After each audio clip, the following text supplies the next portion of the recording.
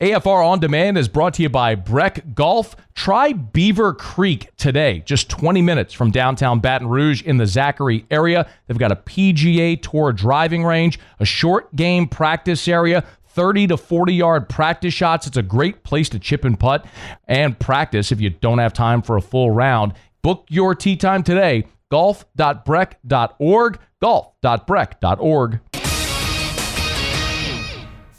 Matt Moscona. I'm very important. After further review. Say it one more time. After further review with Matt Moscona. And here we go. Live from the Raising Cane studio. Let's rock!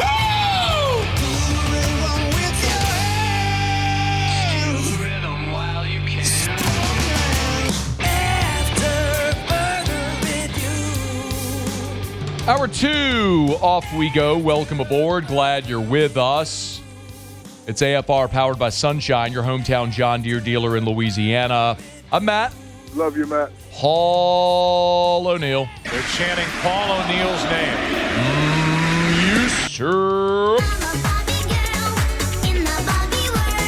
And Mr. Toby Tomplake.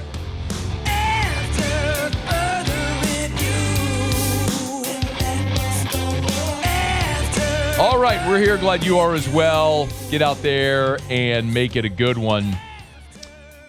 A day ago, the college football world was collectively stunned, outraged, fill in whatever adjective you'd like here, by the decision a Texas judge made ruling or granting Texas Tech quarterback Brenden Sorsby an injunction to make him eligible in 2026. There have been a couple of developments in that case today. One is that the Big 12 leadership met as a conference, after which Big 12 Commissioner Brett Yormark, that's notable, of course, because Texas Tech plays in the Big 12. Big 12 Commissioner Brett Yormark released a very brief statement, which read, "We had a thoughtful and productive conversation with our athletic directors today as we continue to work through the broader implications of this situation. Many of our athletics directors voiced their opinions. We will continue to have open and honest dialogue amongst the group, and until there is something to report, these conversations will remain within the conference." That's it.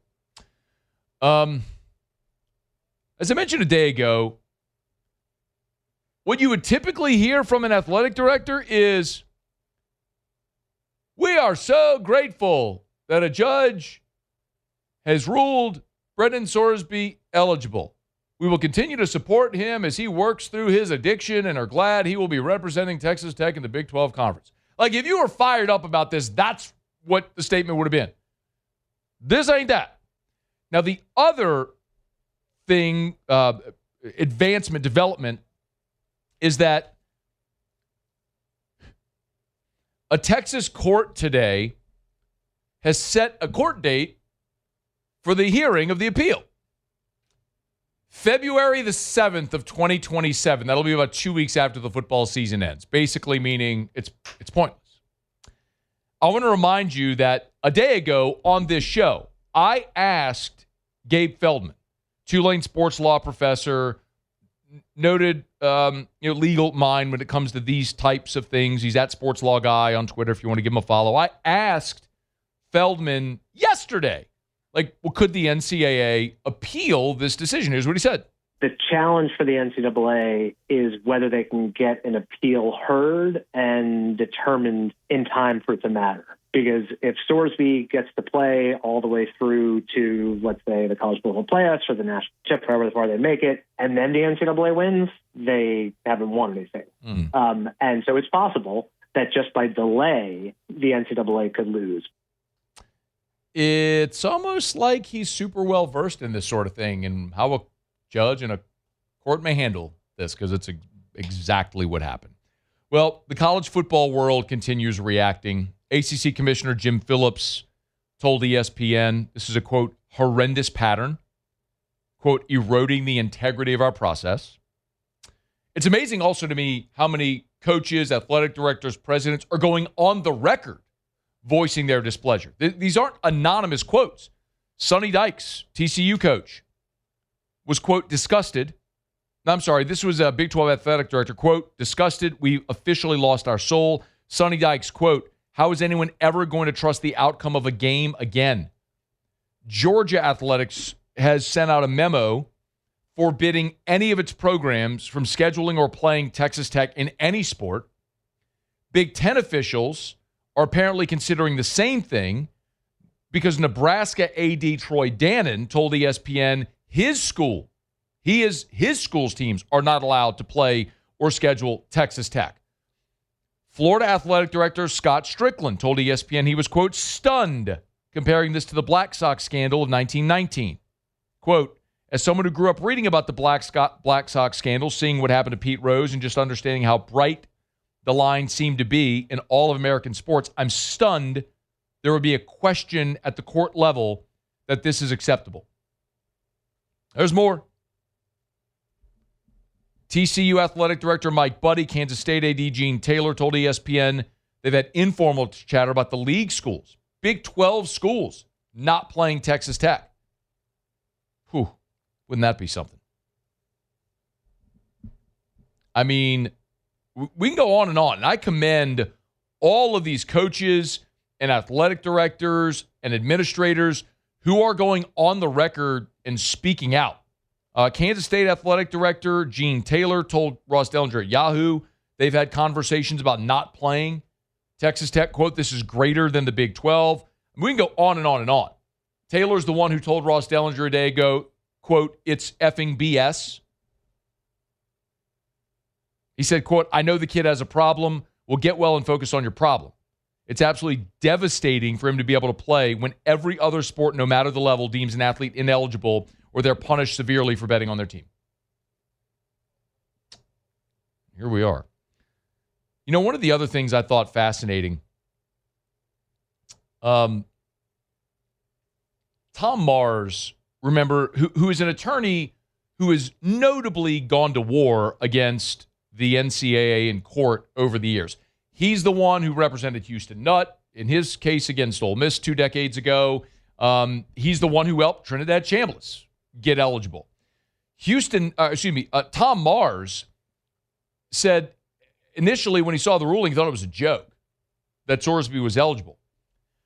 But he also said, and I'm paraphrasing here, that the Big 12 effectively is the only one who could stop this from progressing right now. And that's something that when we had Ross Dellinger on the show a day ago, Ross noted as well. Big 12 could more so rule Texas Tech as a program would be ineligible in a variety of ways. Like, for instance, Matt, I guess a good example. The league presidents could, if they usually conference bylaws have sort of a line in there, and I think the Big 12 does, where a league's board of presidents and chancellors can penalize members for, quote, conduct detrimental to the conference. And that could mean anything. It could mean, hey, Texas Tech, you can't play in the conference championship game. Or, hey, Texas Tech, you have to forfeit a couple of Big 12 conference games or something. They could do a lot of variety of things. That is, to me, the path that this has to follow. So keeping in mind, right, the NCAA ruled Sorsby ineligible.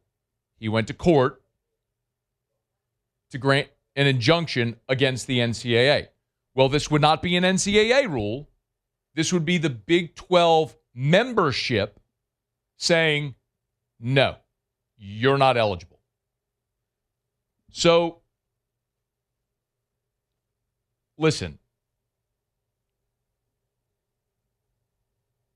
we all understand how blurred the lines have been in college athletics over the last half decade since NIL came into place. What is pay for play? What is true NIL, rev share portal, the whole thing. There is a very, very clear, as one of those athletic directors put it, Scott Strickland, a bright line. Like, there is no ambiguity. You bet on sports, you're ineligible. Period. It is black and white. That's the line you can't cross. And everyone acknowledges it, even the Big 12 membership. It's ridiculous that Sorsby was even allowed to go to court.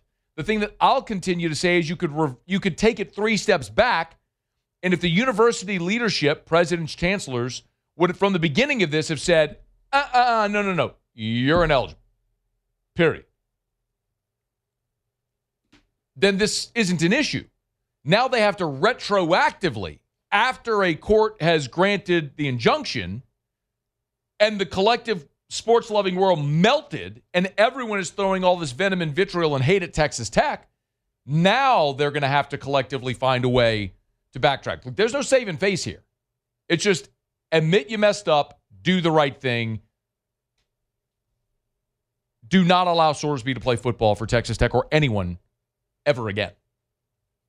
See if they do the right thing. We'll continue to follow it.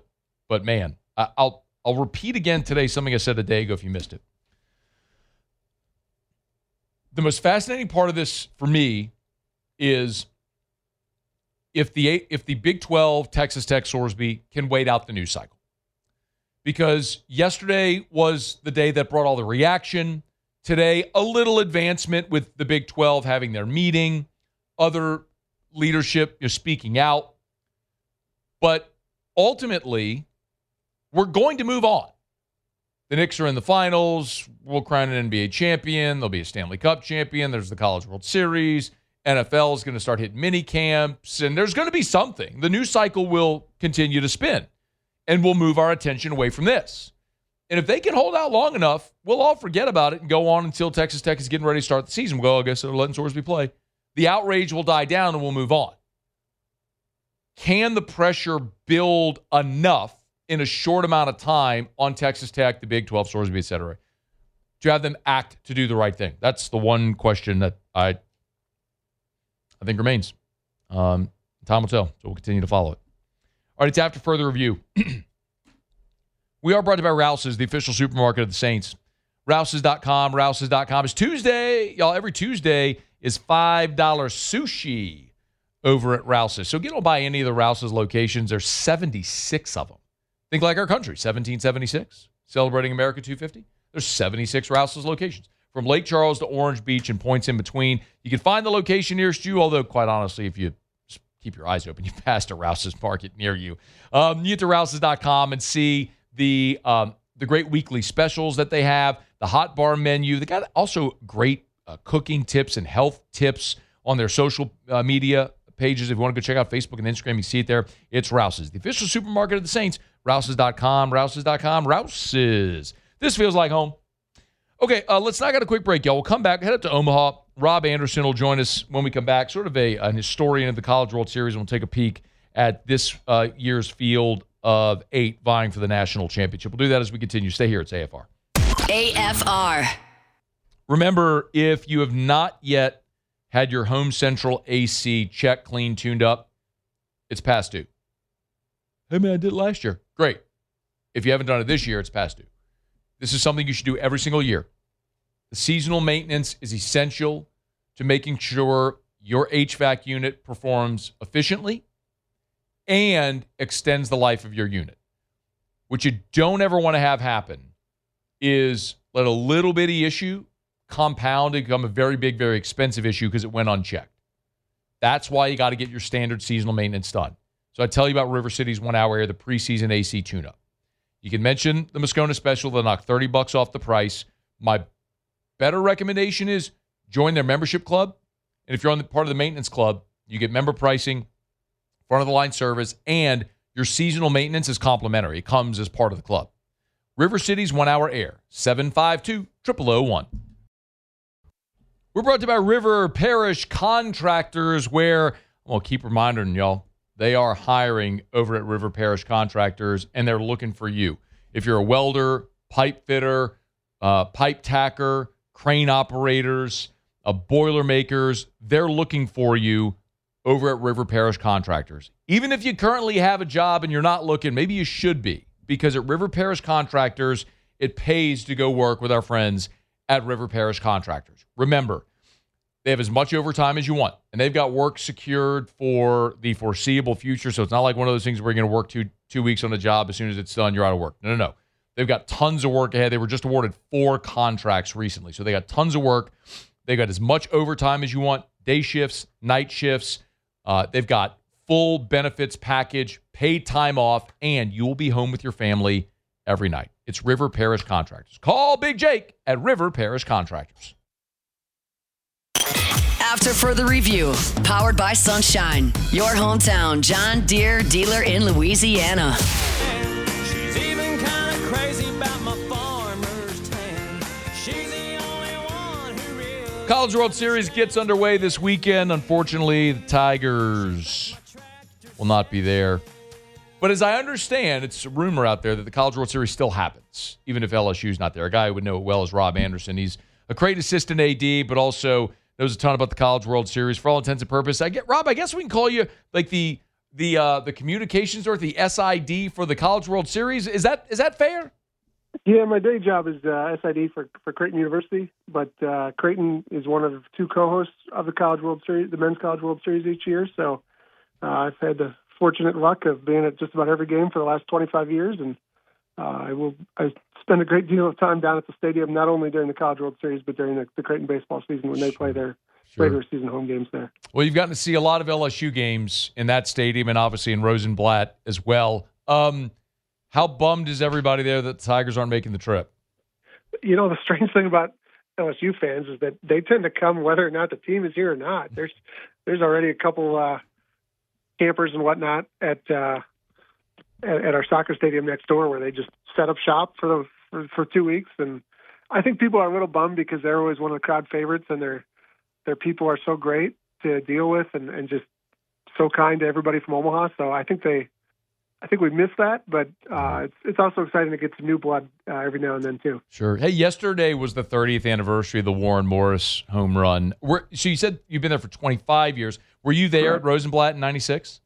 I was not. No, I got to Creighton. I attended the College World Series for a couple games in 2001 as a fan while working at a different institution, and then 2002 is the first one that I worked in my current capacity. So yeah. I've certainly seen all the stories and highlights and can't get enough of that. And certainly it's a little strange watching the old Rosenblatt and the setup and all that, but it's, that's still something they talk about to this day of, the dramatics. And I've certainly seen the ESPN special about it and all that. So he still comes back.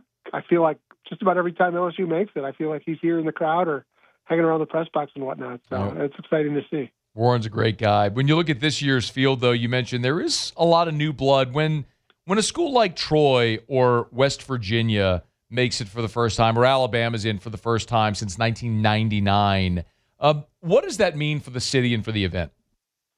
I think generally the teams that haven't been here in a while, or even it's their first time, there's so much excitement on campus and from their hometown city that everybody wants to be there. And you see the record crowds they had at West Virginia and at Troy and some of those places over the weekend. And it's like there's a whole lot of people that maybe they haven't been to Omaha before, but they've always wanted to go. And hey, our team finally made it. Let's make the trip. So it's just exciting to see the sport grow and grow and grow. And certainly it's great when LSU is here and other teams that are come on a regular basis, but it's the second straight year there's not a repeat team from the previous season, and that hadn't happened since 1957 up until the start of last year's World Series. So it's really wild just to see how much the sport grows, and certainly there's not any less attraction because Tennessee's not here this year, or Coastal Carolina's not here, but sometimes you get a team like Troy.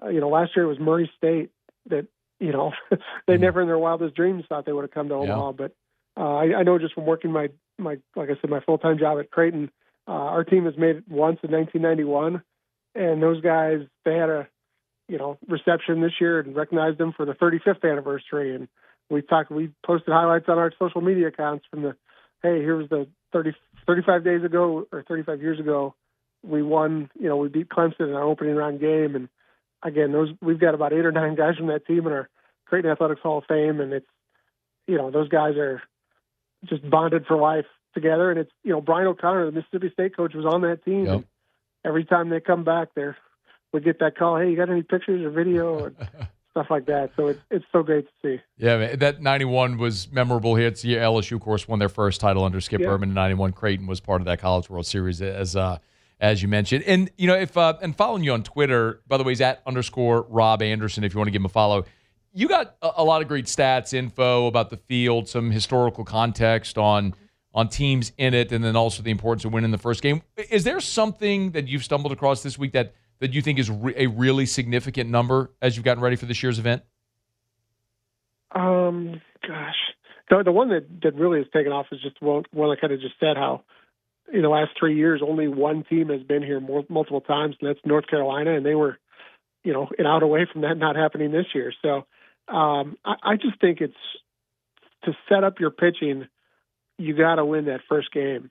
And going 2-0, 33 of the last 35 champs, I think, have started 2-0. So if you lose, all of a sudden your pitching, you start to have to play back-to-back days, where if you win, you can play Friday, Sunday, Tuesday, and, if you lose Tuesday, you play Wednesday. You can use your number one guy again. So, if you start losing games where you got to keep playing and playing and playing every day, that's where your team's getting in a tough spot. But you see a lot of teams that they'll use their number three guy in long relief in day one because they know, hey, he's got 48 hours to rest or more.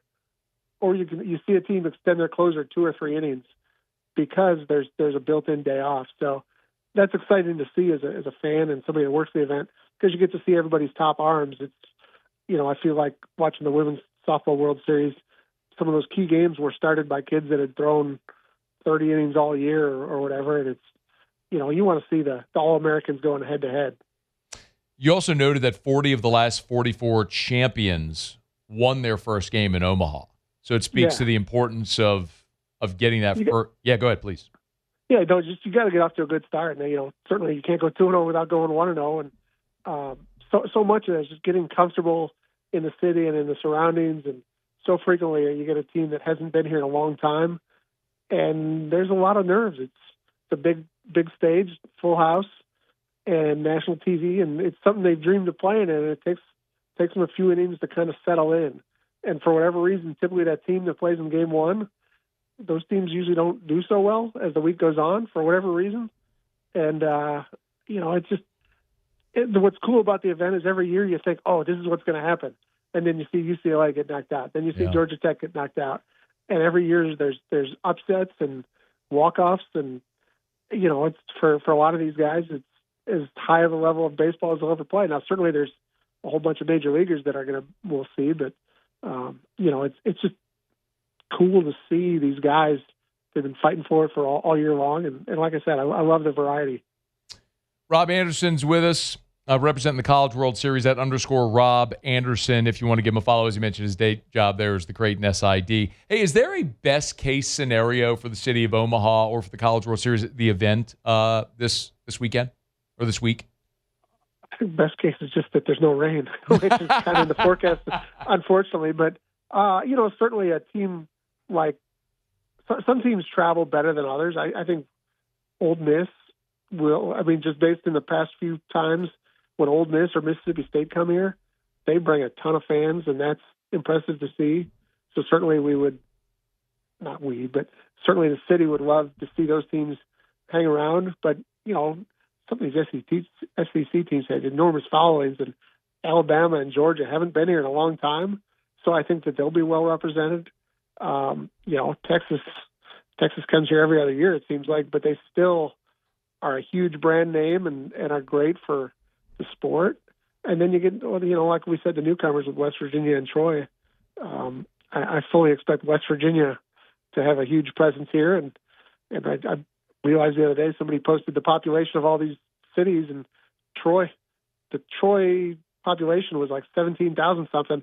Well, the ballpark holds 25,000. So I think everybody in Troy was at their ballpark last weekend. Felt like from the telecast. But it's just cool to see it. Something that takes over the whole city in Troy.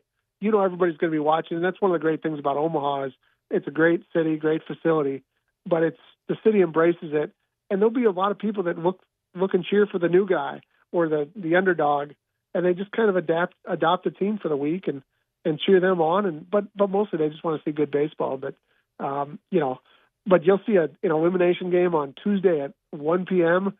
between a team from one coast and a team from the other coast, and there'll be 23,000 people there. It's like, you couldn't get 23,000 for Oklahoma versus Texas, two rivals in Oklahoma City at night on a weekend. So to see that Omaha continually has that fan base that's there, that's locked in, no matter when the games are, is really cool, even if there's not a local connection for a lot of these teams. Sure. LSU fans have obviously been going to this event, been spoiled over the last 40 years. But to watch the growth of the event and the growth of college baseball really has been awesome to see. And as you mentioned, what happened in Troy last week, not just in Troy, West Virginia, all over college baseball last week was pretty awesome. Rob Anderson, it's a bummer the Tigers won't be there, man, but we're pulling for great weather and a great event there in Omaha. Man, we appreciate a couple of minutes. Thank you.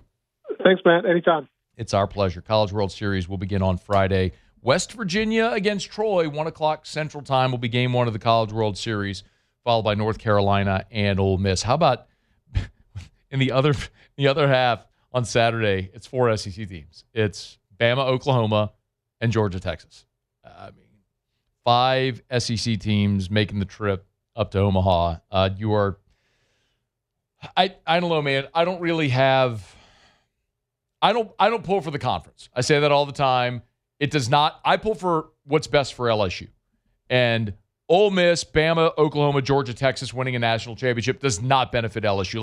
I want Troy to win the national championship. Not because I'm pulling for the underdog. It's just because whatever happens in Troy athletics doesn't mean a lick to LSU. Fresno winning a championship in 2008 doesn't affect LSU at all.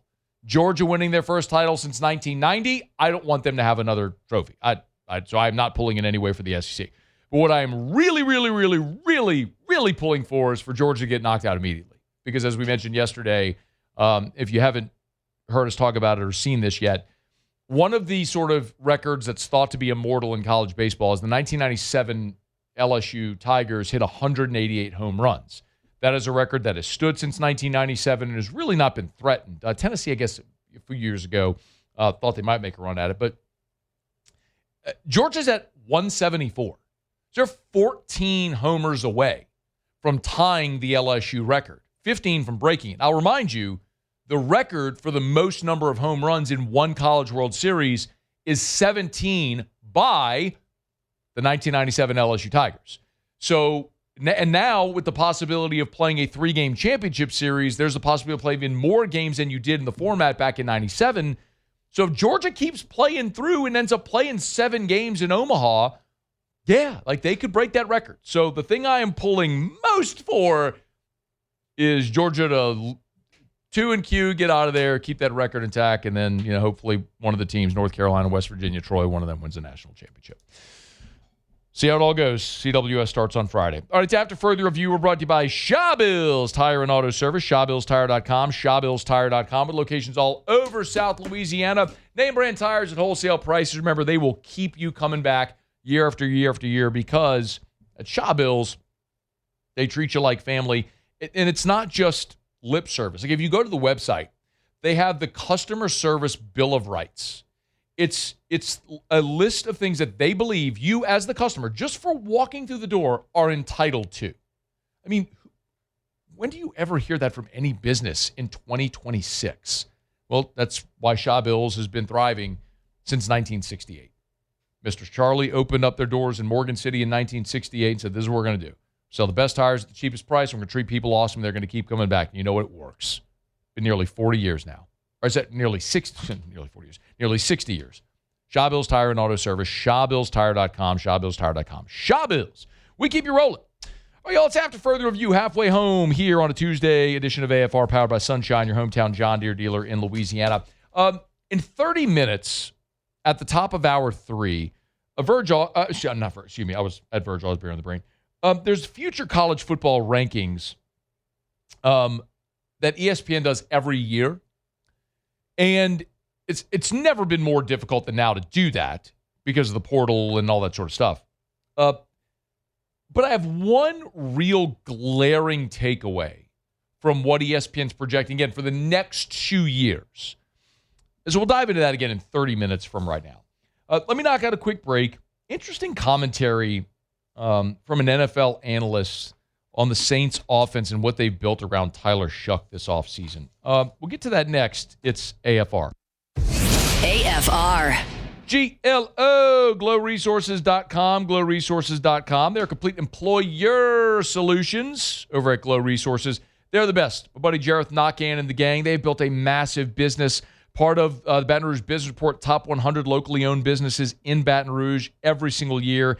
And I'm so proud of them and the growth because they do incredible work. They treat people right, and they perform a service that's unmatched. At Glow Resources, they can help businesses find permanent solutions. So, and I tell you all the time, it doesn't matter if it's in Baton Rouge or New Orleans or anywhere in the country, wherever your business is. Like right now, they're looking for a Spanish-speaking contractor right now in Fort Pierce, Florida. So it doesn't matter if you're in Baton Rouge, you're in Florida or Texas, or if you're in New York or you're in Europe. Glow Resources can help you find those permanent solutions right now. If you need to find people permanent solutions for a job you're trying to fill, Glow Resources can help. GLO, glowresources.com.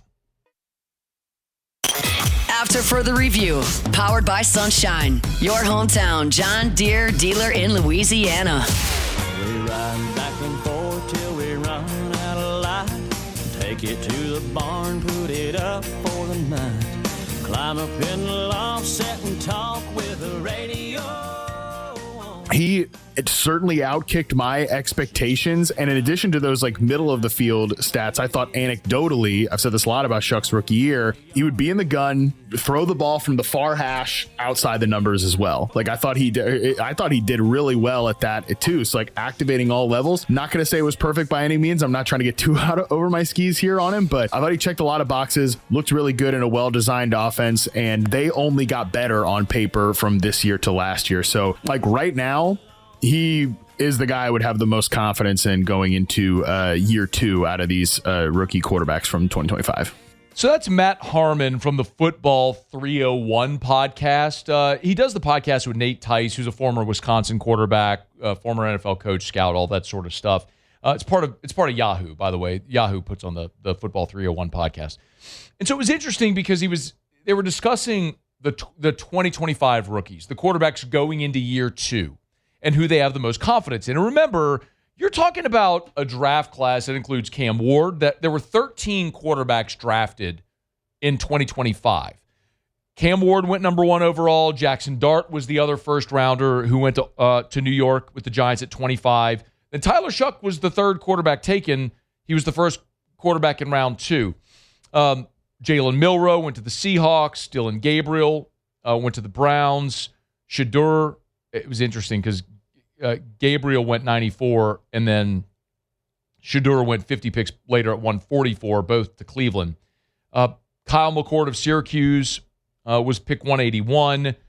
There was Will Howard of Ohio State who went to the Steelers. Riley Leonard went to the Colts. The Texans picked Graham Mertz. Tommy Millott from Montana State went to the Raiders with pick 213. The Raiders also picked Cam Miller of North Dakota State. Curtis Rourke from Indiana went to the Niners. Then Quinn Ewers of Texas went to Miami, of course made the team. So I don't know that, like, that's not exactly a star-studded draft class, obviously, at least not now as of the results. Now, Shadur did make a Pro Bowl, almost by default because nobody wants to play in the Pro Bowl anymore. But Shadur was a Pro Bowler last year as a rookie. But Tyler Shough, a lot of it really with Shough is the eye test, because he started 9 games and they won 5 of them. So he was 5-4 in his 9 starts. And I kind of throw up an asterisk on the first one because the first one was the game. His first start was in LA against the Rams, and they got housed. And that was just a miserable idea to give him his first start there. You were setting him up for failure. So really, if you want to look at the next, the next 8 starts where they went 5-3, that's maybe a little more of a representative sample of Tyler Shough. But he passed the eye test. Well, anyway, Nate Tice, again, former Wisconsin quarterback, NFL coach, scout, all that sort of stuff, on the 301 podcast, talked about what the Saints have built around Shough going in year 2, which is something we've obviously had that whole conversation. It's just interesting to get an outside perspective on something that we're close to, because sometimes it's hard to see the forest through the trees. And let's just be honest. The Saints haven't been in the playoffs since the COVID year. They've been a miserable team. a sinking franchise with an awful cap situation. They haven't been interesting nationally. Nobody's talking about the Saints nationally. Why would they? So when someone outside of here talks about them, my antenna is going to go up. Well, here's what Nate Tice said. Like, I like the Saints offensive line. I like the weapons now they put around them. Actually, not only did they sign ETN, but man, going back, I watched a couple games, not just this morning and yesterday, but my guy Devin Neal is actually pretty dang good. So I'm actually pretty excited about that. But then Olave, the receivers they added, Vele actually would be a nice role player for them now. He had some nice catches in the game I watched against Carolina as well. I'm not saying he's the ace, but Olave and Tyson are going to be a great 1-2 punch. Tight end, adding Delp, like they have a pretty cool offense. We've talked about many of times. Thought Kellen Moore hit a lot of nice buttons throughout the year. Tempo, some of the formation stuff they used. And I think that was just the beginning, but I do think it's encouraging what they got to.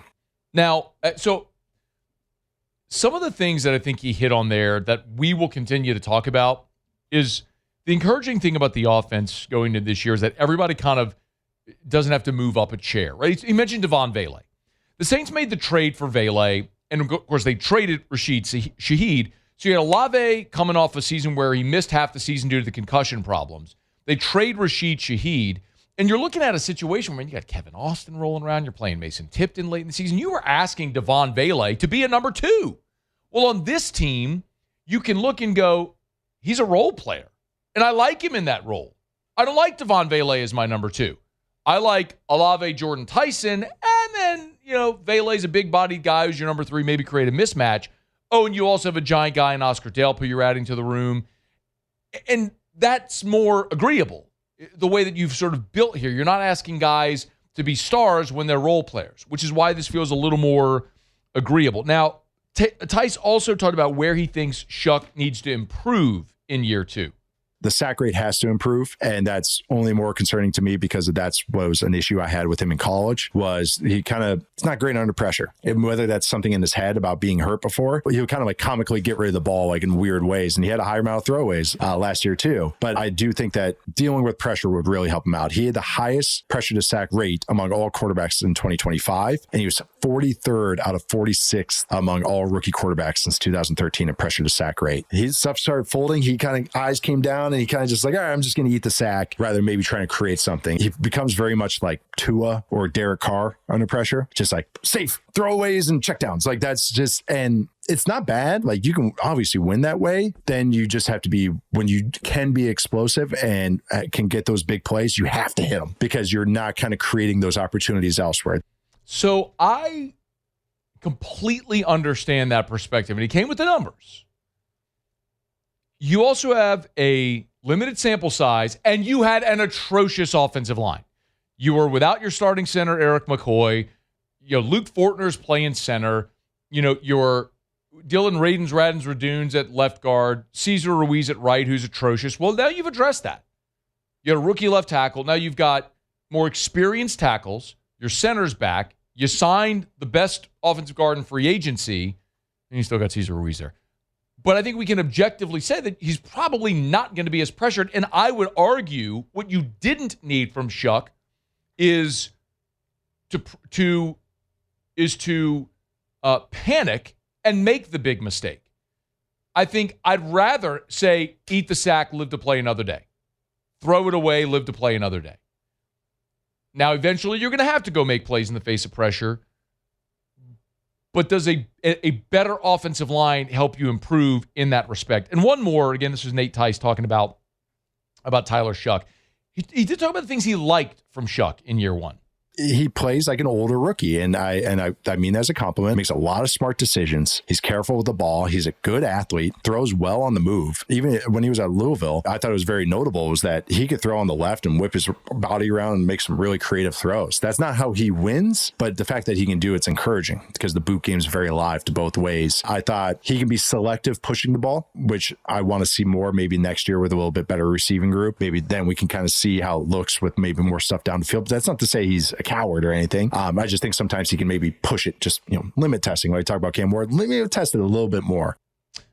I'll draw a comp that I don't mean as a player to player comp, but it sounds a lot like if you remember Jaden Daniels' first year at LSU. There was one of the big criticisms was he wouldn't take the shots. He just didn't put the ball in harm's way.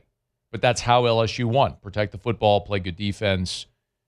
That's kind of what Shough did a year ago, although we did see him make very nice plays. Like you heard him say, the ability to throw the long to the field, wide. Anyway, better offensive line, better weapons around him, year of experience. How much better can he be? It'll be fascinating to see. Tyler Shough could be one of the more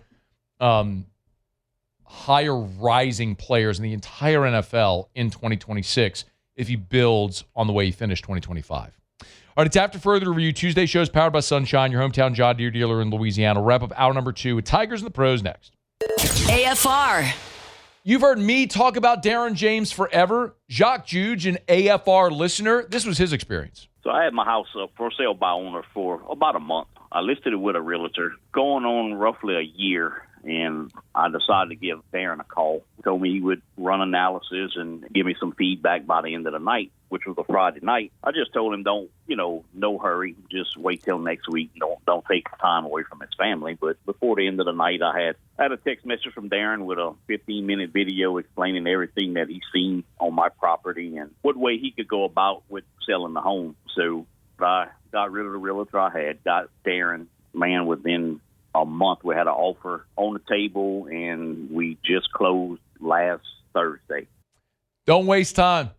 You need results. You need to sell your home. You can try to do it yourself. You can hire another realtor, or you can hire the best. Listen to Jacques Juge. Call Darren James and get your home sold. Agent225.com. Think real estate. Think Darren James. After Further Review, powered by Sunshine, your hometown John Deere dealer in Louisiana. She's the only one who really understands what gets me. She thinks my Wrapping up hour number 2, go get you a deer. SunnyQuip.com, SunnyQuip.com. Not just tractors, zero-turn motors, gators. Tailgating's going to be here before you know it. You need your portable generators to power your tailgate. They got everything you need over at Sunshine. SunnyQuip.com, SunnyQuip.com. Sunshine, your hometown John Deere dealer in Louisiana. Wrapping up hour number 2, Musso has Tigers in the Pros. Tigers in the Pros. They still bleed purple and gold. They're just really rich now. Some news out of Cincinnati as the Bengals have restructured Joe Burrow's contract. That comes from ESPN's Adam Schefter and the NFL Network's Ian Rappaport here on Tuesday. The move will gain Cincinnati $10 million in cap space. Of course, they could have restructured his entire deal and converted $19.2 million into a base salary for the upcoming season, but they didn't do that. They only did a portion of it. So $10 million, that was in large part due to needing money for Dexter Lawrence, the second there, had just $7 million. So new deal there for Joe Burrow in Cincinnati. Awesome story here involving Paul Skeens. I'm sure many have seen. Paul Skeens was driving home last night in Pittsburgh, saw the lights on at a Little League field, decided to just drop by unannounced. Hung out with the kiddos for 2 hours playing catch, taking pictures, signing autographs, all of those things that make Paul Skeens awesome and the human being that he is. He will also be on the mound tonight in Pittsburgh at PNC versus the Los Angeles Dodgers. Skeens looking for win number 7 there. Major League Baseball action from a night ago. Tough one for Dylan Cruz. He wore the collar 0 for 4, 3 strikeouts as well. Hat trick. Been a tough week. I should say tough 4 days or so for Dylan Cruz. Average down to 185 now in his return to the big leagues. Pardon me. A WNBA action from a night ago. Anissa Morrow, she was a DNP dealing with a left leg injury for the Connecticut Sun. That's really disappointing because she was pacing the WNBA in double-doubles and rebounds so far on this season. Hopefully that injury does not keep her out too much. And then lastly, Flau'jae Johnson for the Seattle Storm. 24 minutes in a starting role, 13 points, 7 assists for Flau'jae. Grabbed 2 rebounds as well. Storm, though, were a 10-point loser to the Aces. That is Tigers in the Pros. Presented by the Williamson Eye Center. Want to see 2020? Call 924-2020 or go to williamsoneye.com. Remember, with locations all over Greater Baton Rouge, they can do it all. Eye care, eyewear, and eye surgery. Okay, so if you need to have your annual eye exam, Williamson Eye Center. If you wear contacts or glasses, need to update your prescription or fill that prescription, they got their optical shop. You can pick out your frames, your lenses, all that stuff. WilliamsonEye.com. And, of course, if you want to ditch contacts and glasses forever, the Williamson Eye Center has a refractive procedure for you. And you could, maybe you're like me. Someone said, you're not a great candidate for LASIK. And maybe you're not, by the way. Maybe it's Evo ICL. Maybe it's a custom lens replacement. Maybe it's PRK.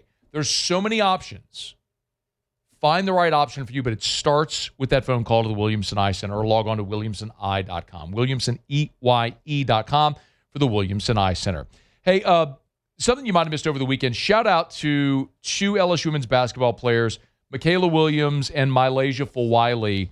They were in the FIBA Women's 3-on-3 World Championship, and Michaela Williams hit the game-winning shot to win the gold medal for the USA. So shout out to Michaela Williams and Mylasia Fulwiley. It's a 4-person team, and so those LSU stars made up half the team. But again, it was the FIBA World Cup 3-on-3 championship in Warsaw, Poland, and the ladies take home the gold medal, and Michaela was the MVP of the event. So naturally, very well earned, and we're fired up for them.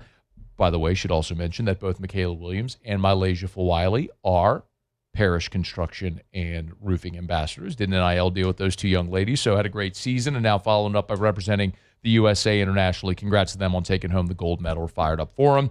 And go USA! Go USA! Hour 3 is next. AFR. Tuesday Night Supper Club back open, y'all. I had a listener mention to me that wife and he are celebrating their anniversary. They're going take a trip internationally, and they're going to spend some time actually in Baton Rouge, and they're going to go to Supper Club. And what should they get? And the answer, quite honestly, is like anything. Just pick. Menu's incredible. Now, they have actually, for summer, updated their cocktail menu with a lot of really light, more fruity, summery type cocktails. If you want to go check that out. One of the things I always say about Supper Club, listen, you want to go have the best steak experience of your life, you'll have it at Supper Club. The best dining experience, regardless if you like steak or if you want their lamb chops or if you want the Chilean sea bass or the salmon. They got it all. Lobster, scallops, it's going to be the best. You can always just walk in, belly up to the bar, happy hour, open seating at the bar, have a cocktail, close some business. It's Supper Club.